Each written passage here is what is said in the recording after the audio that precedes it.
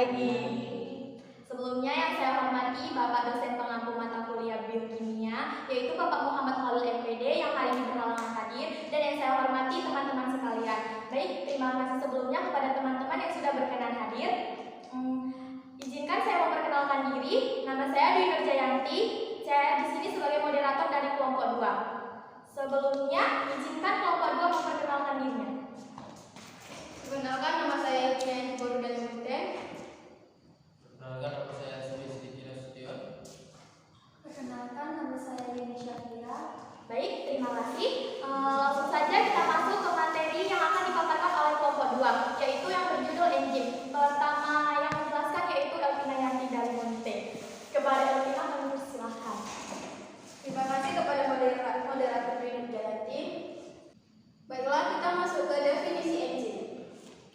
Enzim atau fermen dalam bahasa Yunani dalam dan zim artinya ragi adalah senyawa organik yang tersusun atas protein, dihasilkan oleh sel dan berperan sebagai biokatalisator dalam reaksi kimia. Enzim adalah biokatalisator organik yang dihasilkan organisme hidup di dalam protoplasma. Enzim merupakan biomolekul berupa protein berbentuk bulat atau globular yang terdiri atas satu rantai polipeptida. Enzim dapat diperoleh dari sel-sel hidup dan dapat bekerja baik untuk reaksi-reaksi yang terjadi di dalam sel maupun di luar sel. Pemanfaatan enzim untuk reaksi-reaksi yang terjadi di luar sel banyak diaplikasikan dalam dunia industri seperti industri makanan, deterjen, penyamakan kulit, kosmetik, dan lainnya.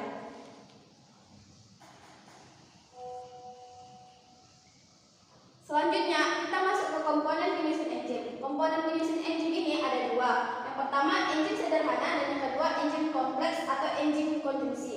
Enzim sederhana yaitu enzim dengan seluruh komponennya, komponen utamanya adalah protein. Sedangkan enzim kompleks atau enzim konjungsi, enzim yang penyusunnya itu tidak hanya terdiri atas protein saja yang menyusun. Kalau dia di kompleks kalau dia yang sederhana, penyusunnya itu adalah protein, sedangkan yang di enzim kompleks itu bukan hanya protein saja yang menjadi penyusunnya. Penyusun enzim kompleks ini ada apoenzim dan prostetik. Apoenzim merupakan bagian dari enzim konjungsi yang berupa protein bersifat termolabil sehingga mudah terdenaturasi. Sedangkan prostetik merupakan bagian dari protein konjungsi yang bukan senyawa protein, bersifat temolistem. Komponen prostetik ini terbagi lagi menjadi dua, yaitu kofaktor dan koenzim.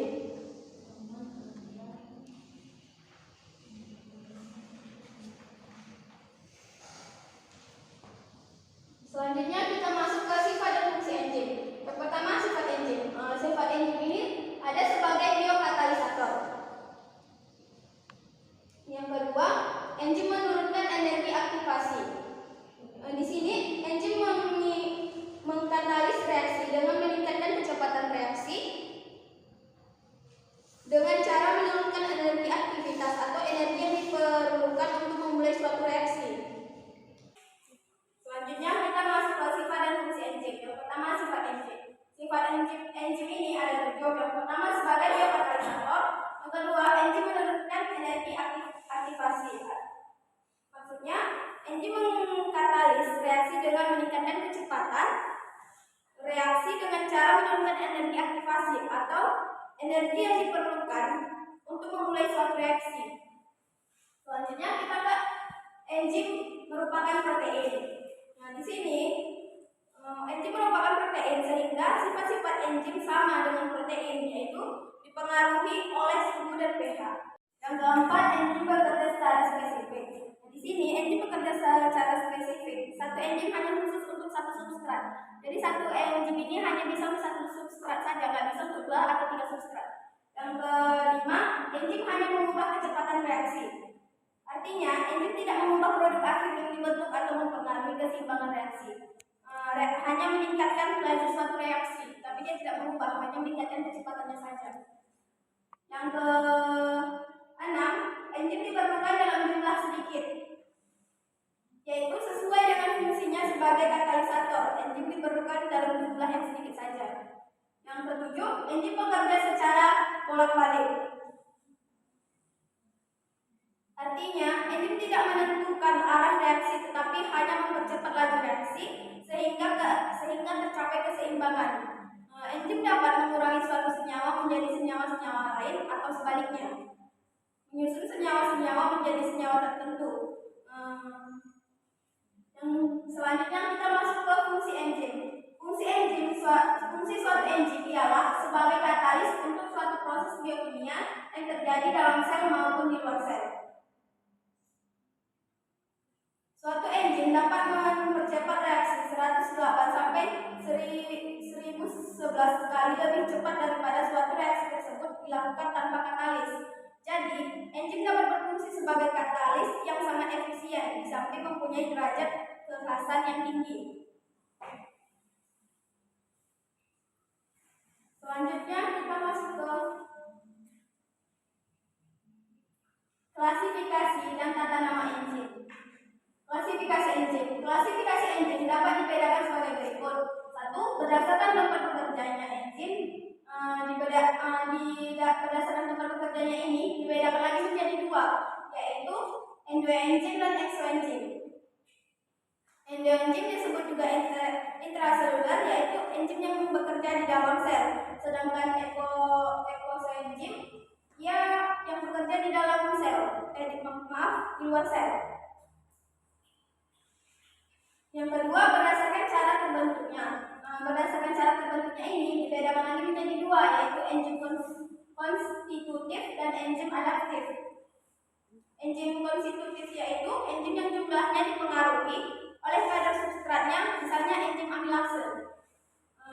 Yang berdasarkan enzim adaptif yaitu enzim yang pembentukannya dirangsang oleh adanya substrat, contohnya enzim galaktosidase yang dihasilkan oleh bakteri E. coli yang ditumbuhkan di dalam medium yang mengandung laktosa. Selanjutnya kita masuk ke tata nama enzim. Berdasarkan substratnya ditambah dengan akhiran ase.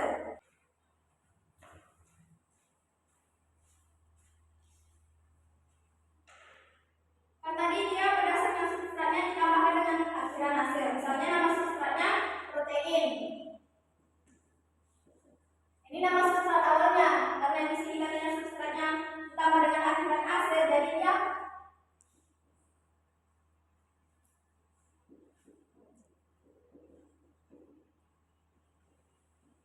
di sini aja ditambahkan akhiran ase-nya. Substratnya tadi ditambahkan akhiran ase. Yang kedua, berdasarkan tipe reaksinya ditambahkan akhiran ase. Juga sama-sama ditambahkan akhiran ase. Bedanya di sini dia substrat, sedangkan yang satu lagi dia berdasarkan tipe reaksinya. Misalnya nama reaksinya reduksi.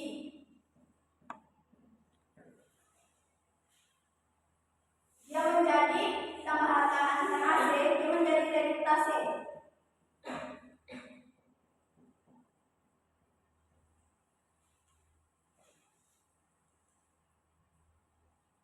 Misalnya kalau oksidasi dia jadi apa? Misalnya kalau dia oksidasi dia kalau ditambah jadi asid jadi dia ya oksidase.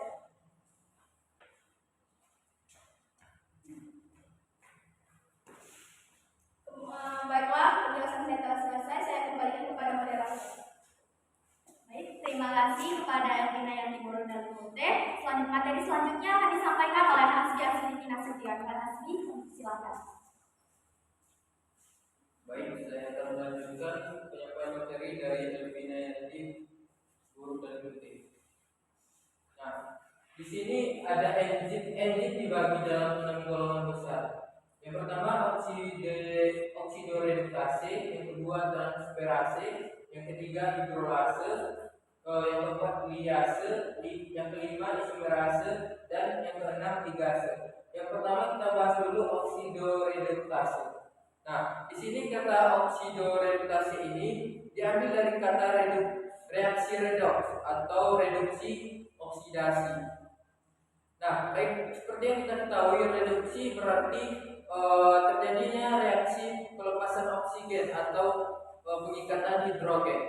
Sebaliknya oksidasi ini berarti reaksi pengikatan oksigen atau melepaskan hidrogen. Jadi dari istilah tersebut, oksidoredukasi ini adalah enzim yang menyebabkan terjadinya reaksi redoks, yaitu pemindahan elektron hidrogen dan oksigen.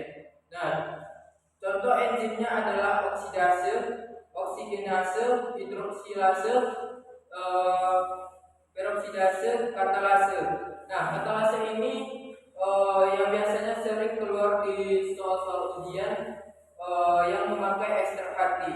Serta yang terakhir yaitu dehidrogenase. Kemudian yang kedua, transferase. Transferase, saya mau tanya kepada teman-teman, transferase itu apa? Diambil dari kata transfer. Ada yang tahu? Transfer artinya itu apa?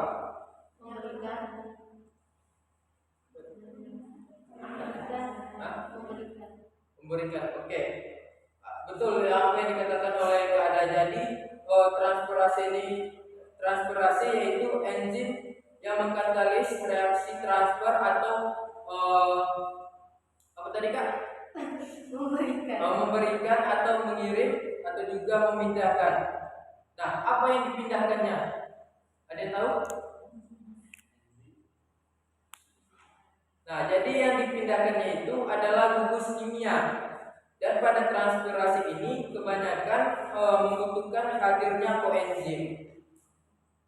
Karena pada reaksi transfer gugus, sebagian molekul substrat biasanya berikatan kovalen dengan enzim atau koenzimnya. Kelompok koenzim ini adalah aminotransferase, kinase, glukosil transferase, transfosforilase, dan transasilase. Kemudian yang ketiga, hidrolase. Nah, ini yang paling umum yang sering kita pelajari, yaitu enzim yang mengkatalis pemutusan ikatan kimia secara hidrolitik atau reaksi hidrolisis, yaitu dengan penambahan air. Sebelum itu kita kan sudah membahas tentang karbohidrat.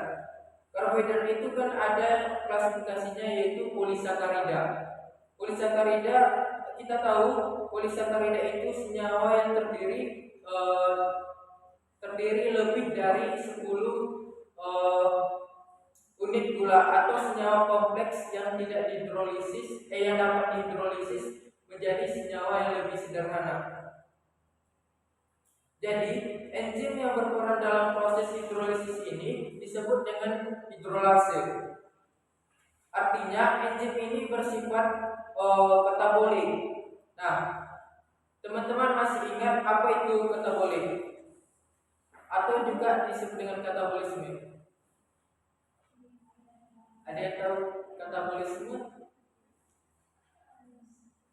Oke, jadi katabolisme itu yaitu pembukaran senyawa kimia menjadi yang lebih sederhana. Nah, contohnya seperti yang sudah kita pelajari sebelumnya, yaitu karbohidrase atau juga disebut sebagai karbohidrat. Kemudian lipase juga disebut sebagai lipid, dan protease yang biasa kita sebut sebagai protein. Nah, kemudian yang keempat, liase. Nah, liase ini yaitu pemutusan ikatan bukan secara hidrolitik. Jadi liase ini juga sama seperti hidrolase, yaitu dia bersifat katabolik. Jadi dia metabolisme yang mengubah senyawa yang kompleks menjadi senyawa yang lebih sederhana.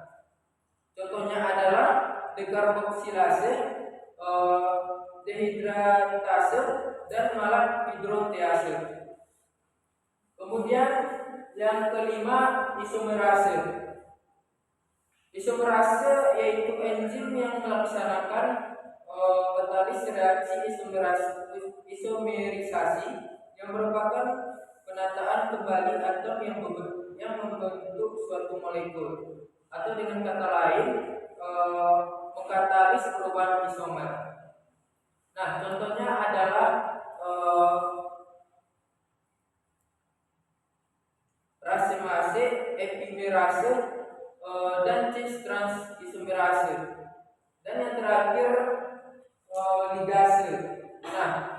ini adalah enzim yang mengkatalis karbohidrat yang mengkatalis pengikatan atau penggabungan dua molekul yang disertai dengan hidrolisis ATP. Nah, enzim ini bersifat anabolik. Nah, sekarang saya tanya lagi, apa sih anabolik itu atau juga disebut sebagai anabolisme? Ada yang tahu? Yang membahas metabolisme karbohidrat kan siapa?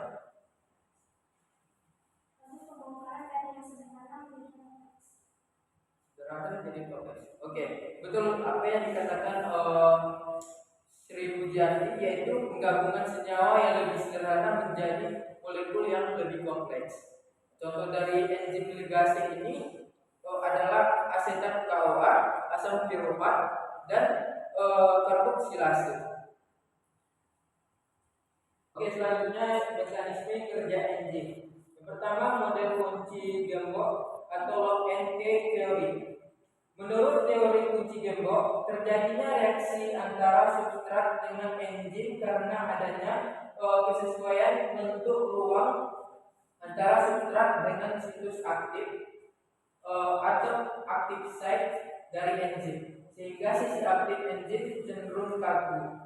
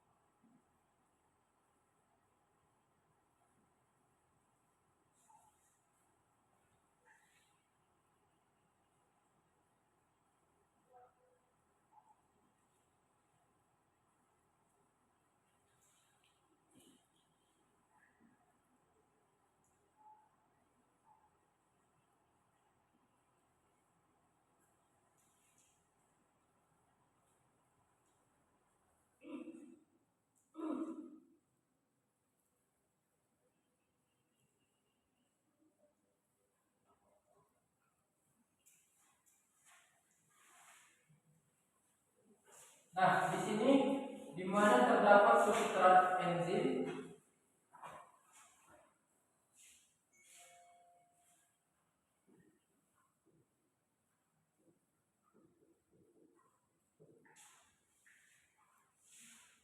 kemudian ini enzim. Nah, di sini terdapat sisi aktifnya.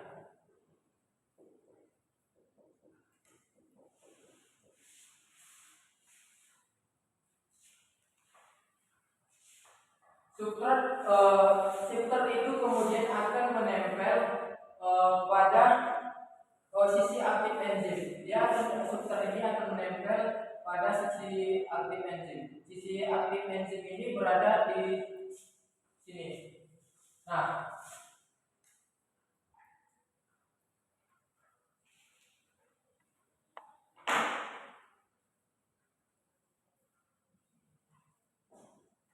Setelah substrat menempel pada sisi aktifnya, kemudian terjadi reaksi.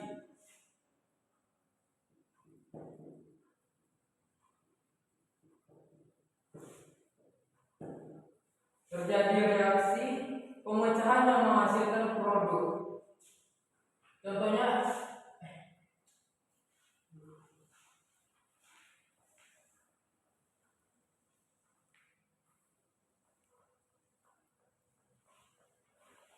maaf, saya ulangi. Setelah substrat menempel pada sisi aktifnya, kemudian terjadi reaksi. Contohnya reaksi pemecahan yang menghasilkan produk. Nah, ini produk yang dihasilkan oleh enzim.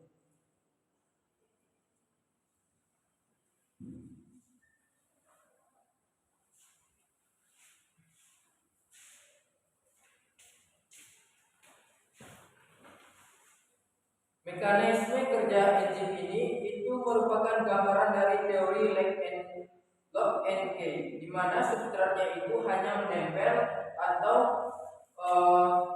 berikatan dengan enzim yang memiliki sisi aktif sesuai saja. Sebaliknya, enzim juga akan menerima substrat yang sesuai dengan sisi aktif enzim itu.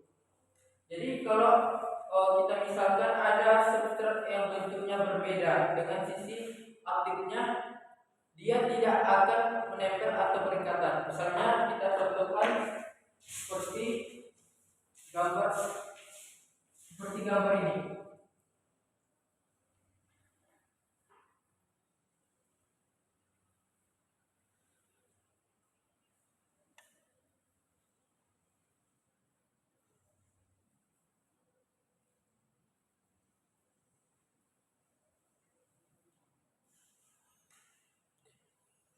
Nah, di sini substratnya tidak sama dengan sisi aktif enzim. Artinya karena substratnya tidak sama dengan sisi aktifnya, maka tidak terjadi penempelan atau ikatan antara substrat dengan sisi aktifnya. Maka tidak akan terjadi pemecahan yang menghasilkan produk. Karena itu tadi enzim hanya akan menerima substrat yang sesuai dengan sisi aktifnya saja. Nah, menurut teori Log and Key, bentuk sisi aktif enzim tidak fleksibel atau tidak berubah. Kalau kita ibaratkan gembok dan lubang kunci sebagai sisi aktifnya, sedangkan kunci adalah substratnya. Nah, lubang gembok itu kan tidak bisa berubah dan hanya bisa dimasuki oleh kunci yang spesifik. Jadi kalau kuncinya tidak pas, maka gemboknya tidak akan terbuka. Sama halnya dengan enzim. Jadi pada teori ini sisi aktif enzim tidak bisa menyesuaikan bentuk dengan substratnya. Artinya tidak akan terjadi ikatan substrat yang berbeda dengan sisi aktifnya. Kemudian yang kedua, teori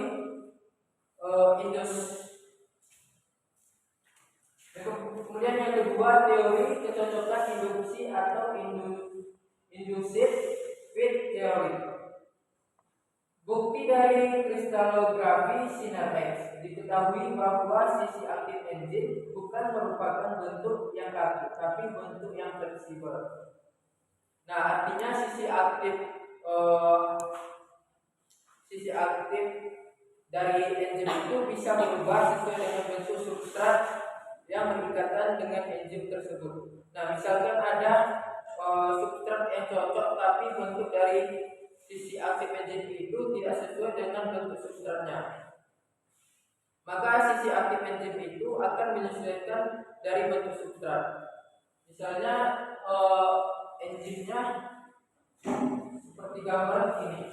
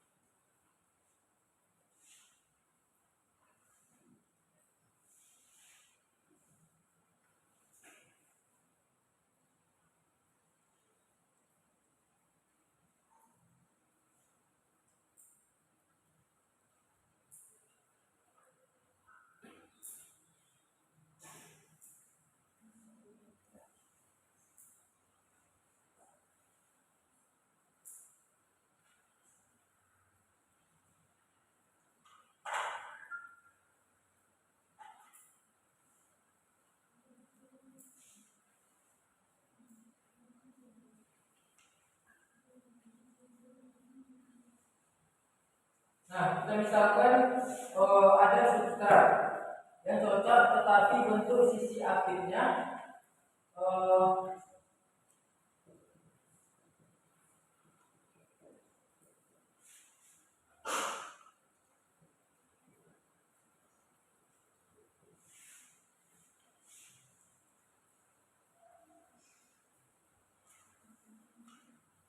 baik, saya ulang lagi kembali. Nah, misalkan ada substrat yang cocok, tetapi bentuk dari sisi aktif enzim itu tidak sesuai dengan bentuk substratnya.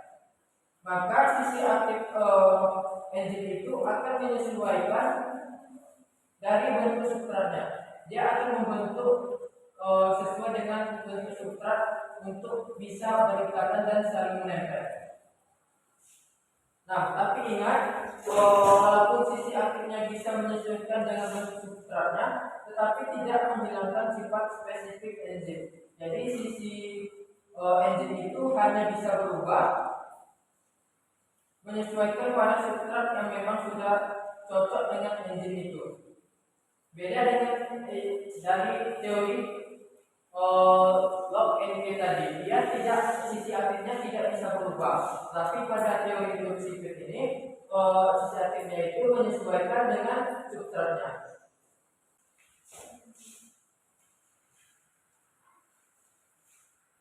Oke, selanjutnya saya kembalikan kepada moderator. Baik, terima kasih kepada Hasbi Nasution. Materi selanjutnya akan disampaikan oleh Yuni Syafira. Pada Yuni Syafira, silakan.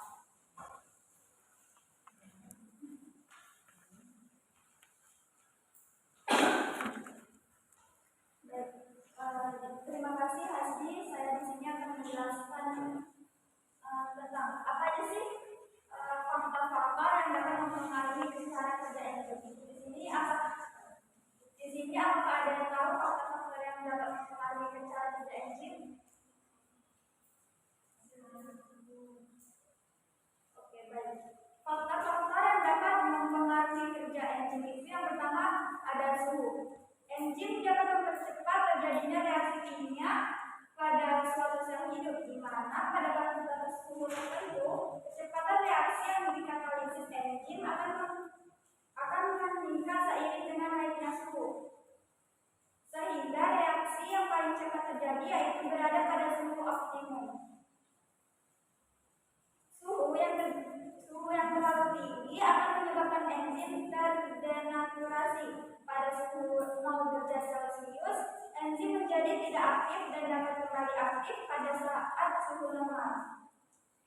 Kemudian yang kedua ada pH. Perubahan pH dapat mempengaruhi perubahan asam amino pada sisi aktif enzim, sehingga menghalangi sisi aktif berkombinasi dengan substratnya. Contohnya itu pada enzim peptid yang terdapat di dalam lambung, ia efektif bekerja pada pH rendah, yaitu pada pH 2, sementara enzim tripsin di dalam dosis kecil bertindak paling cepat pada pH 8. Yang ketiga ada konsentrasi enzim dan substratnya. Agar reaksi berjalan dengan optimum, maka perbandingan jumlah antara enzim dan substratnya harus sesuai.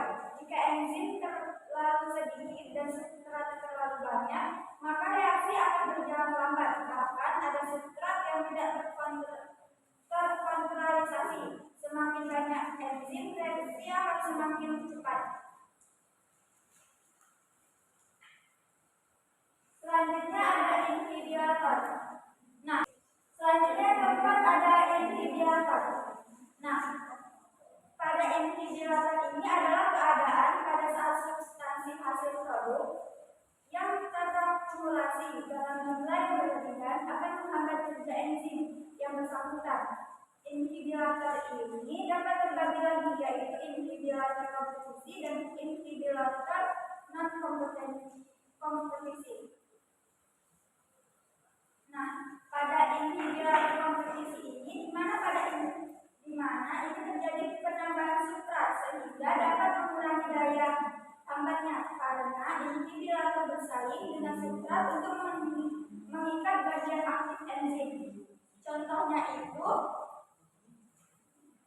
pada enzim suksinat dehidrogenase yang berfungsi mengkatalisis reaksi oksidasi asam suksinat menjadi fumarat. Jika dalam proses ini diutamakan asam malonat, maka enzim suksinat inhibitor kompetisi, di mana pada inhibitor kompetisi ini terjadi penambahan substrat sehingga dapat mengurangi daya hambatnya karena inhibitor bersaing dengan substrat untuk mengikat bagian enzim.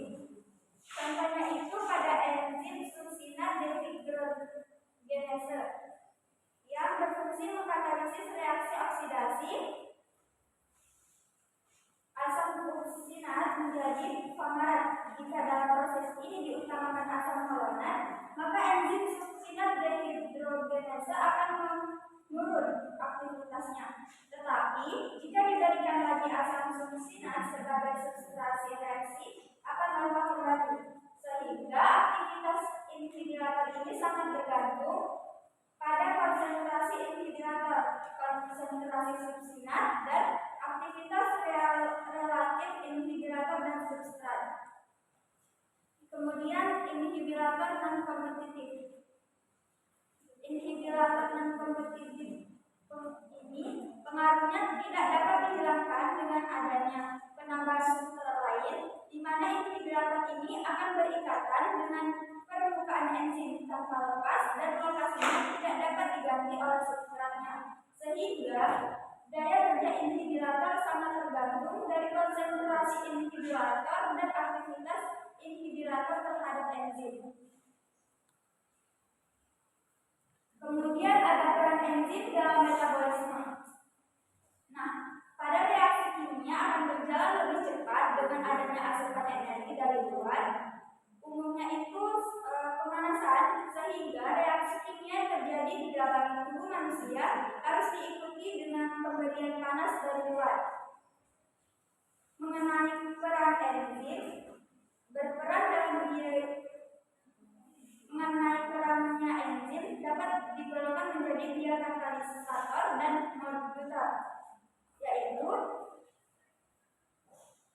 biokatalisator yaitu meningkatkan kecepatan reaksi kimia dengan menurunkan energi aktivitasnya, tetapi tidak diikuti bereaksi. Enzim dapat dibiokatalisis merupakan senyawa protein yang disintesiskan dalam sel dan ikut serta dalam reaksi-reaksi biokimia. Kemudian modulator yaitu mengatur reaksi yang bersifat acak menjadi berpola. Misalnya, glukosa yang terbentuk selama proses fotosintesis.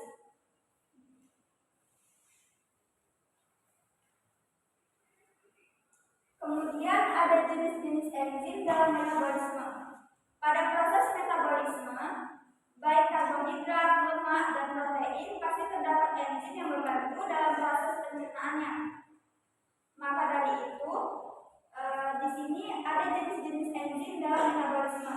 Yang pertama yaitu enzim metabolik, yaitu enzim yang bekerja mengatur, mengontrol, dan mengolah kesehatan tubuh melalui jaringan tubuh, sel darah, dan organ yang berfungsi sebagai pertumbuhan, perkembangan, dan perbaikan sel, memelihara semua jaringan organ tubuh, menyusun banyaknya reaksi yang saling berbeda namun dilakukan dalam waktu yang sama.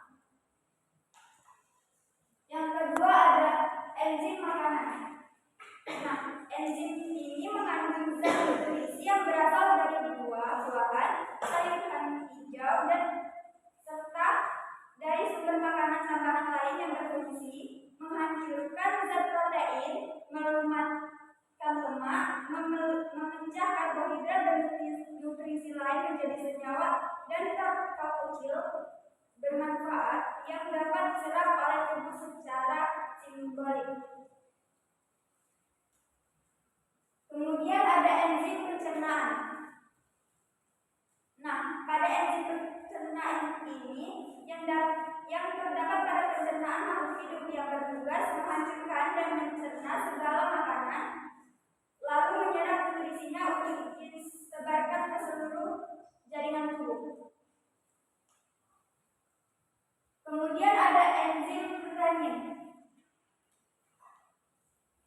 ini berikatan dengan kelenjar penghasil enzim. Enzim ini berikatan dengan kelenjar penghasil enzim di seputaran dinding lambung yang berguna untuk menyimpan protein dan nutrisi lain yang ada pada produk susu agar manfaatnya dapat disebarkan ke seluruh besaran tubuh. Kemudian ada enzim pepsin. Enzim pepsin ini yaitu enzim yang terletak di dalam lambung yang berguna untuk mengubah protein dan nutrisi lainnya agar dapat diserap dengan baik lalu disebarkan ke seluruh jaringan tubuh. Kemudian ada enzim pepton. Enzim pepton ini mempunyai kemampuan menghancurkan dan memecah protein kompleks agar dapat berubah menjadi molekul-molekul pepton. Dan yang terakhir ada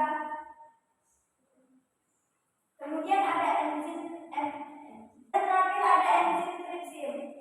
Enzim tripsin ini mampu mengubah pepton menjadi zat asam amino yang berguna untuk proses penyerapan protein oleh jaringan usus. Selanjutnya saya kembalikan kepada moderator.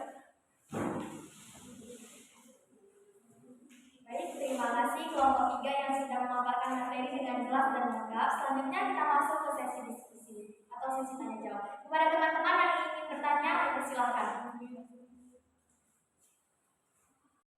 untuk sesi pertama kita ambil dari 3 pertanyaan. Pada teman-teman yang ingin bertanya, silakan. Assalamualaikum warahmatullahi wabarakatuh. Waalaikumsalam warahmatullahi wabarakatuh.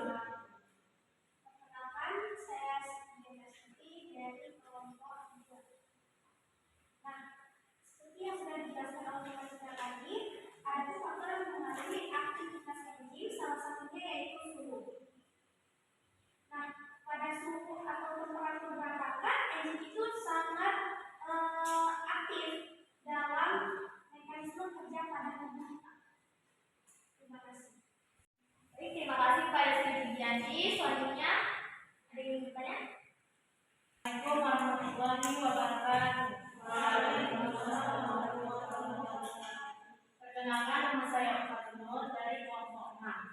Tadi kan seperti dijelaskan tentang faktor yang mempengaruhi aktivitas enzim. Yang mana terdapat suhu, yang berarti enzim yang akan meningkat seiring dengan naiknya suhu. Jadi pertanyaannya, apakah enzim yang berada di dalam tubuh itu stabil atau dapat meningkat ataupun menurun sesuai dengan jumlah substratnya? Terima kasih kepada teman-teman yang sudah ingin bertanya. Selain kita menunggu jawaban dari kelompok 2, maka kita akan lanjutkan presentasi selanjutnya yang akan dibawakan oleh kelompok 5. Selagi kelompok 5 mencari jawaban, maka kelompok 2 akan menjawab pertanyaan dari teman-teman sekalian. Yang pertama menjawab yaitu Elvina Yati Barudalunia yang menjawab pertanyaan dari Sri Pujianti Astuti. Pada Elvina Yati, silakan. Baik, terima kasih kepada moderator telah memberikan saya kesempatan. Mulai di sini saya punya pertanyaan dari Sri Pujianti, yaitu pada temperatur berapa enzim aktif dalam mekanisme kerja pada tubuh. Nah, pada suhu 0 derajat enzim menjadi tidak aktif dan enzim akan aktif pada suhu normal yaitu kisaran antara 20 sampai 50 derajat Celcius. Enzim yang aktif pada rendah suhu tersebut termasuk dalam golongan enzim mesoenzim. Selanjutnya akan ditambahkan oleh Siti Syakira. Baik, di sini saya akan menambahkan jawaban dari Elvina. Sebagian besar enzim dalam tubuh manusia itu bekerja paling baik itu pada suhu sekitar 37 derajat Celcius atau dalam suhu tubuh. Nah, pada suhu yang lebih rendah mereka akan tetap bekerja tetapi jauh lebih lambat. Begitu juga kalau suhu terlalu tinggi. Atau jika lingkungan terlalu asam atau basah, maka enzim akan berubah bentuk. Ia mengubah bentuk situs aktif sehingga substrat tidak dapat mengikatnya dan enzim telah berubah sifatnya. Baik, pada Sri Widianti, apakah jawabannya bisa diterima? Pertanyaan selanjutnya akan dijawab oleh Hussein Siddiqui Nasution yang akan menjawab pertanyaan dari Ulfatunur. Pada Hasbi, silakan. Baik, saya akan menjawab pertanyaan dari Ulfatunur. Nah, pertanyaannya itu, apakah enzim dalam tubuh dapat meningkat atau menurun sesuai dengan jumlah substrat Jawabannya iya. Karena kenapa? Seperti yang kita ketahui, enzim kan sebuah biomolekul protein yang bertugas mempercepat suatu reaksi, khususnya di dalam tubuh. Jadi, satu jenis enzim ini bisa bekerja pada satu proses reaksi di dalam tubuh. Nah, molekul yang bekerja bersama enzim ini disebut sebagai substrat. Nah, sebenarnya enzim di dalam tubuh itu dapat meningkat atau menurun pada jumlah substratnya itu dipengaruhi oleh beberapa hal pada saat mekanisme kerja enzim, yaitu substrat, suhu, keasaman, kofaktor, aktivator, dan inhibitor.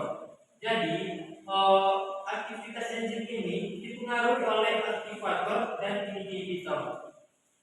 Nah, enzim akan meningkat sesuai dengan adanya molekul inhibitor. Enzim akan meningkat sesuai dengan adanya molekul aktivator dan akan menurun dengan adanya molekul inhibitor. Jadi jumlah enzim tidak dinilai dalam wujud satuan karena enzim bekerja sesuai kebutuhan dan dalam jumlah yang sedikit dalam suatu reaksi. Jadi intinya kalau enzim dalam tubuh itu dapat meningkat atau menurun itu dipengaruhi oleh aktivator dan inhibitor. Baiklah, saya kembalikan kepada moderator. Apakah Bapak Timur dapat menerima jawabannya? Baik, terima kasih. Jawabannya sudah diterima. Terima kasih kepada kelompok 2 yang sudah menjawab pertanyaan dari teman-teman sekalian. Nah, dikarenakan tadi hanya 2 pertanyaan, maka kelompok 2 akan bertanya kepada teman-teman sekalian. Pada kelompok 2, silakan. Baik, saya akan bertanya kepada teman-teman. Tadi kan ada dijelaskan klasifikasi enzim.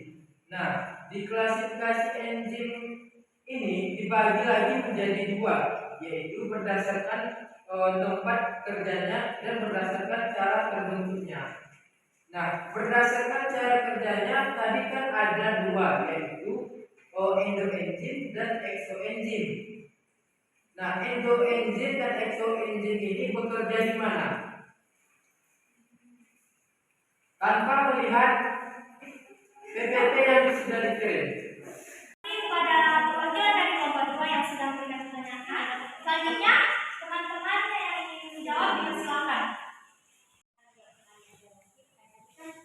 Mana kerja endoenzim sama exoenzim. Kalau exoenzim itu dia bekerja di luar sel, Kalau misalnya endoenzim dia bekerja di dalam sel.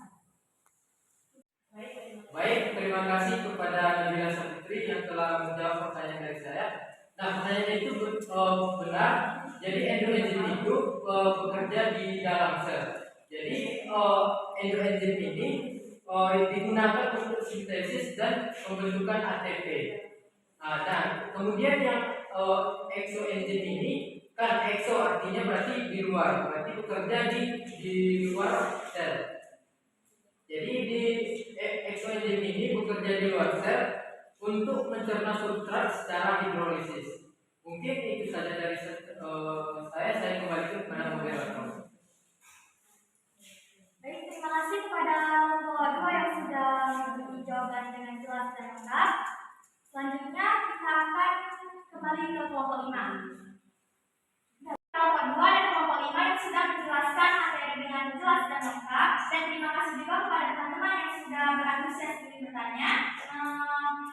Mohon maaf bila kata-kata saya selalu moderator ataupun dari kelompok 2 dan kelompok 5 ada kata yang salah. Mohon dimaafkan. Sekian dari kami. Saya tutup. Assalamualaikum warahmatullahi wabarakatuh. Waalaikumsalam warahmatullahi wabarakatuh.